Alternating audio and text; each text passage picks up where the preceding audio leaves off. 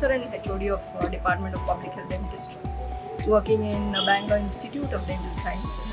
I am pretty passionate about implantology. That's how I got into this course. And this course is being mentored by Dr. Girish Rao and Dr. Ananda Krishna. Dr. Girish Rao has been my mentor ever since I started my BBS. He was my HOD then, and he's been inspiring since then, long back in 2006, and continues to inspire me even today. And I just did the basic implantology course under Girish Rao sir last year, and definitely I wanted to advance my skills, and none other than Dr. Girish Rao would be the best person to sharpen my skills, actually take a step ahead in the field of implantology.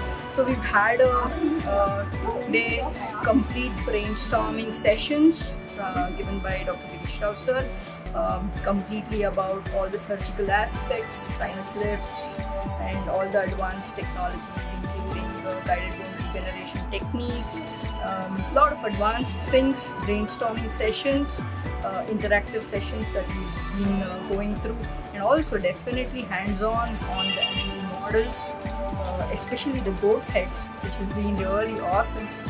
The feel of it is definitely gives you more confidence of doing such intricate, technique-sensitive procedures.